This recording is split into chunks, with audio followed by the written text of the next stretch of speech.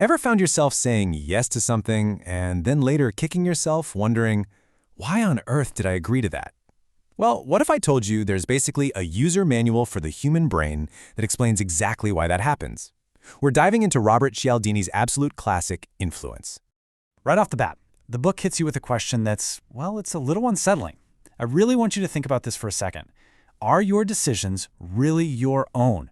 Or could they just be an automatic reflex, a pre-programmed response that someone else knows exactly how to set off? Okay, so the main idea is actually pretty simple. Think about it. Our world is it's overwhelmingly complex. We can't possibly sit down and analyze every single tiny decision we have to make all day. It'd be exhausting. So to cope, our brains develop this brilliant shortcut system. It's kind of like putting your brain on autopilot to get through the day. So there's a scientific name for these shortcuts, fixed action patterns. Just think of them like little scripts or programs in our brain that start running the second a specific trigger gets pulled. Cialdini gives this incredible example with animals to make it crystal clear. You've got a mother turkey. She will protect and nurture anything that makes a cheep cheep sound, because, that's the sound her baby chicks make. But here's the crazy part. This trigger is so powerful, she will literally mother a stuffed polecat, her natural enemy, if it just has a little recording inside that goes, cheep cheep. That's it. One trigger, and bam, you get an automatic response. And hey, don't go thinking, oh, that's just a silly turkey. Cialdini makes it super clear that we humans do this stuff all the time. We rely on these mental shortcuts, these rules of thumb to get by. And then, and this is the key part, we respond mindlessly when one of those triggers appears. Now, this isn't some kind of design flaw in our brains. It's actually a survival mechanism, but it absolutely makes us vulnerable.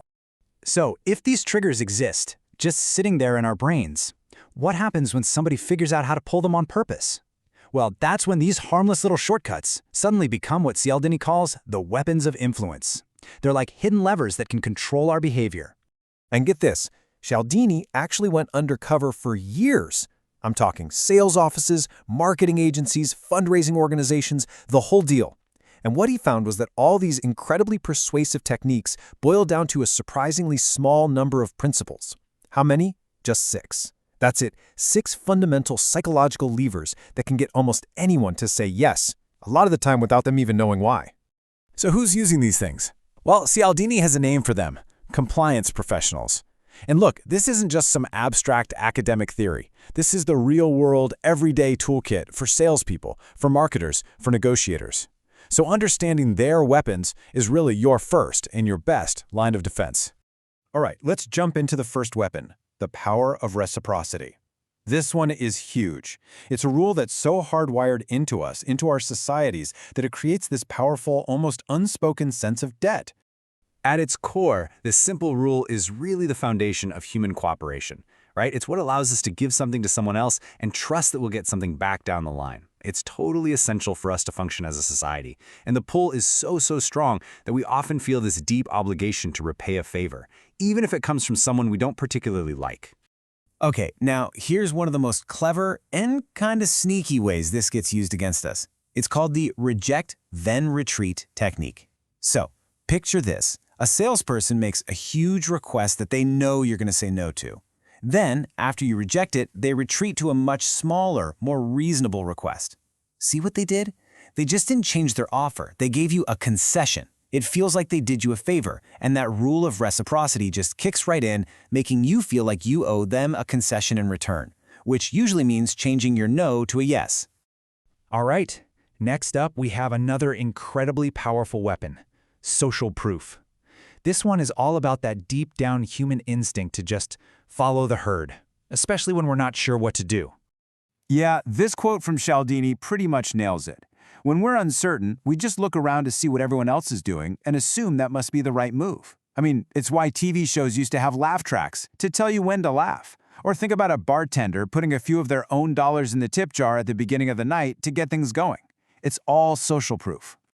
But this instinct, wow, it has a really dark side. Cialdini's research found some truly chilling connections between what we see in the media and what happens in the real world. For example, right after a major boxing match where a black fighter lost, homicide rates for young black men spiked. The exact same thing happened for white victims after a white fighter lost. And get this, when a suicide story makes the front page, there's often a measurable jump in deadly car and plane accidents involving drivers of a similar age. It's like the principle of social proof is so powerful, some people unconsciously copy even the most destructive behaviors. It is a serious, stark reminder of just how powerful the herd mentality can be. Now look, we've only had time to really dig into 2 of these 6 principles today, but trust me, the others are just as mind-blowing. You've got commitment and consistency, that's our deep need to stick with our decisions. There's liking, we're just way more likely to say yes to people we like. Then there's authority, our tendency to just obey authority figures. And of course, scarcity, that powerful fear of missing out. Every single one of them is a weapon of influence. So, where does this leave us? What's the big takeaway? Well, the thing is, you can't just switch off these automatic programs in your brain. They're part of who we are. But what you can do is learn to spot the triggers. And once you can do that, this knowledge becomes 2 things at once. It's a shield to defend yourself, and it's also a tool you can use to become more persuasive, but in an ethical way. It's really important to remember that these principles themselves aren't inherently good or evil. They're just tools. It all boils down to intent, right? Unethical manipulation is when someone uses these triggers to exploit you for their own gain. That's a win-lose situation. But ethical persuasion, that's about using these same principles to build genuine agreement and create win-win outcomes that are based on honesty and shared goals. And really, that's the bottom line here. This isn't about becoming cynical or distrustful of everyone. It's about being aware. It's about being smart.